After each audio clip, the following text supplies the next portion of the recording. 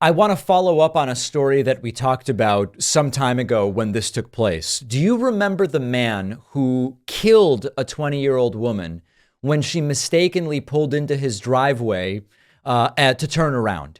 He has been convicted of murder.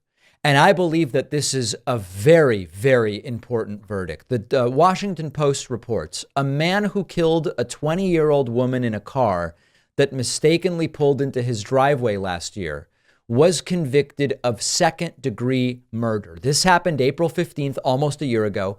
Kevin Monahan fatally shot Kaylin Gillis when she and her friends accidentally pulled into his driveway. This was in upstate New York. They were looking for a friend's house. A jury found the 66-year-old Monahan guilty of second-degree murder as well as reckless endangerment in the first degree.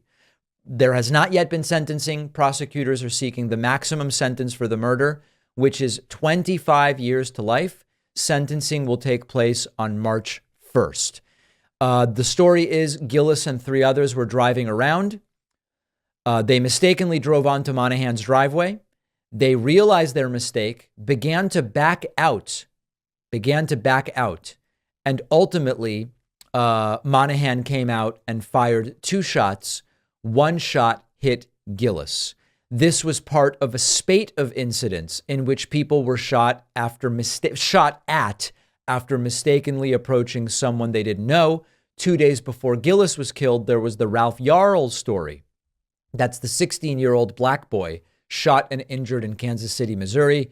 When he went to the wrong house, 84-year-old white man Andrew Lester was charged with felony assault and armed criminal action, pleaded not guilty. There was also the story of a man in South Florida shooting the car of a 19-year-old delivery driver and his girlfriend when they drove on his property.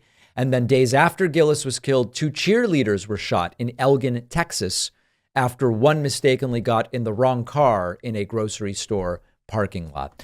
I believe it's really important to take these situations very seriously, very, very seriously. And a lot of these folks and gun rights advocates, particularly in certain states, based on how standard ground laws are written or the so-called castle doctrine, will argue, hey, once you're on my property, all rules are off.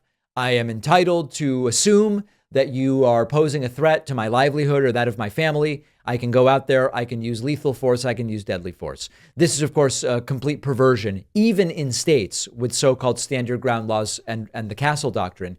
Even in those states, if someone is in their vehicle, in your driveway, that is not a reasonable situation in which you would open fire in any way.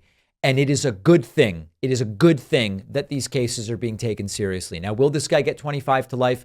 Even 25 years, of course, at age 66 has the potential to be a life sentence. I don't know. And because I actually am a defender of law and order, I don't go around saying, lock this person up, lock that person up. What I want is due process. Due process took place here. The individual was found guilty. Now there will be sentencing guidelines that will guide the judge. The request from prosecutors is 25 to life. And what I want is what this guy deserves. And it's not up to me to decide. It's up to the judge to decide. But it's not about throwing the book at people. It's not about disproportionately targeting individuals because they own guns.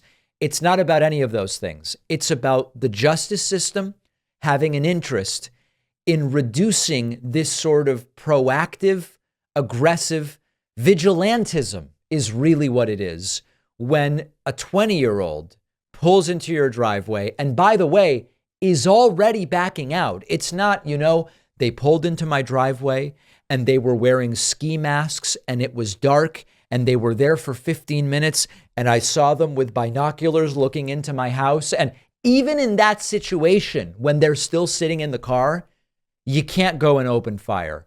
This young lady was pulling out of the driveway and she was shot and killed.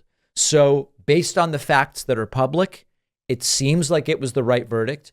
Ultimately, it was up to the jury. The jury has decided, and we've got to take these cases very seriously because if we don't, and this is similar to the January 6th rioters, if we don't take these cases seriously, it will embolden others to do more of the same thing. And we just can't have that.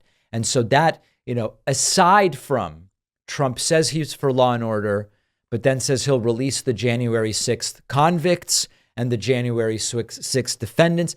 Aside from that not being law and order, if you do that, if and when Trump does that or tries to do it, it sends the message, if you do it again, I'll get you out of prison. I'll get you out of jail. I'll get you out of trouble. We can't do that if we are actually a country that defends and supports law and order.